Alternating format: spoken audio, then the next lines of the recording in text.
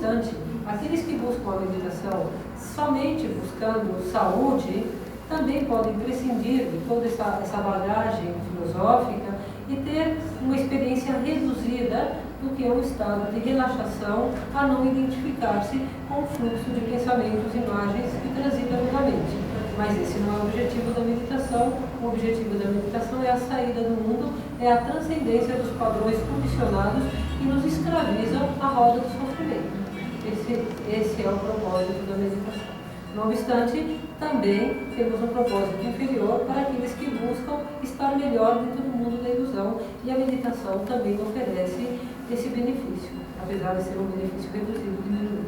Mas aqui eu apresento para vocês a meditação no sentido mais elevado, que é a proposta do budismo tibetano, o despertar da consciência, o reconhecer a nossa natureza.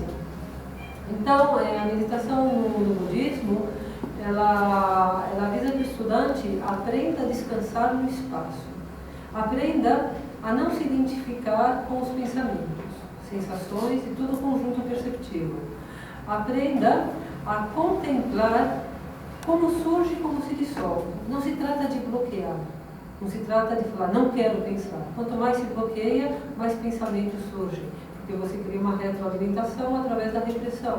Então, o que você deve aprender é a abrir, abertura, expansão, infinito, e que venham os pensamentos, mas que não me distraiam.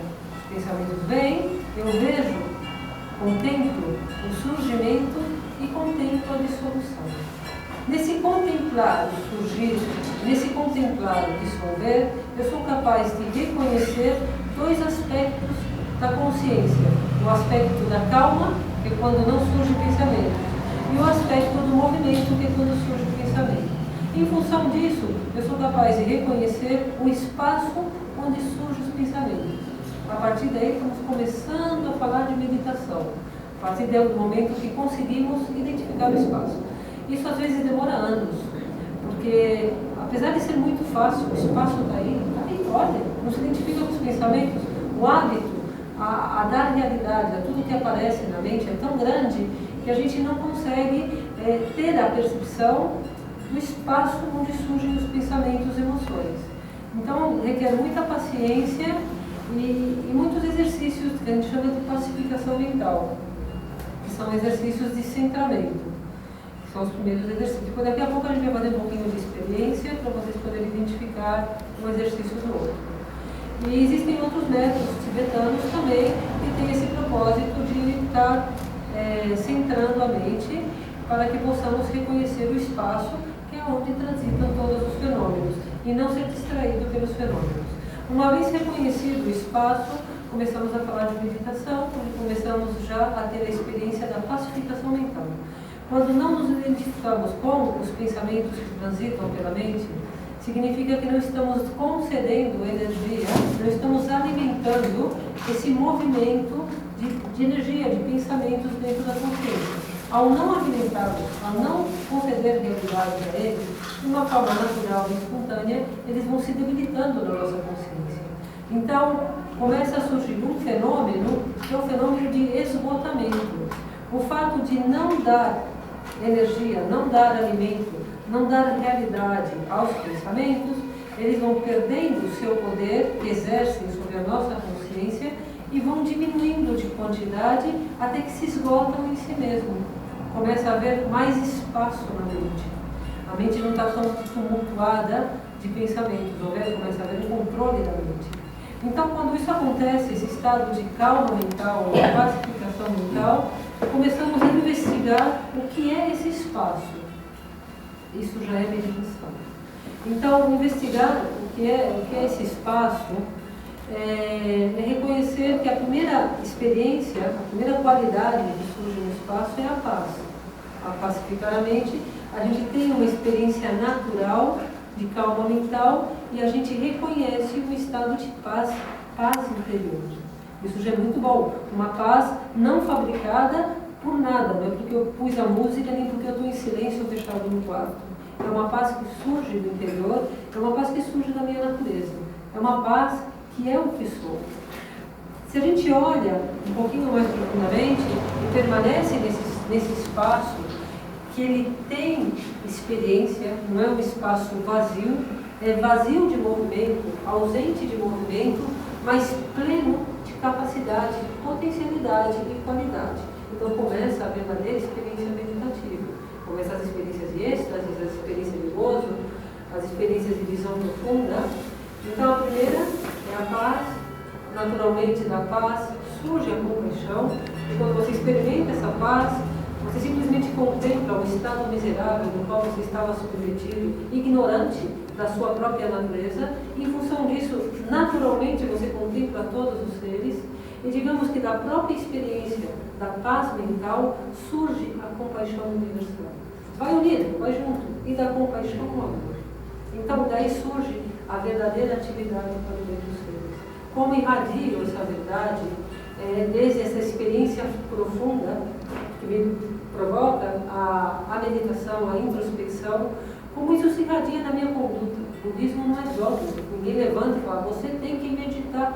Não, o budismo é compaixão, e compaixão é transformação da conduta, é irradiar essa luz em cada momento, através dos nossos gestos, através de como a voz surge e se comunica com os demais.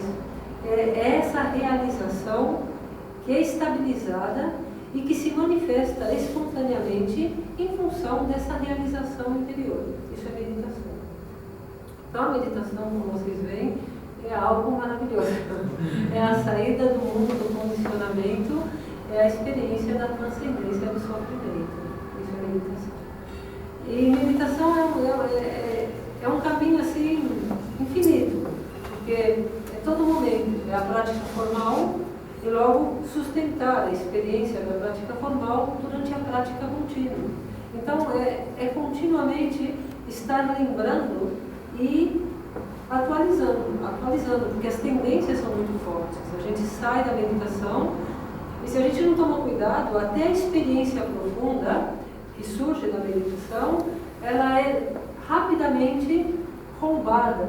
A gente tem um impostor, e a gente está muito familiarizado com esse impostor. A gente está tão familiarizado que a gente pensa que a gente é o impostor, que é o ego. Então o ego, o que ele faz? Ele rouba o mérito. Ele fala, eu fiz uma boa meditação. Quando na verdade, quando a experiência real profunda da meditação surgia no interior e era reconhecida, não havia o ego. O ego foi quem surgiu depois da experiência, conceptualizou a experiência, se apoderou da experiência e fala, eu fiz uma boa meditação. E daí começamos a encontrar materialismo espiritual e os grandes orgulhosos, que se sentem meditadores, portanto superiores aos demais.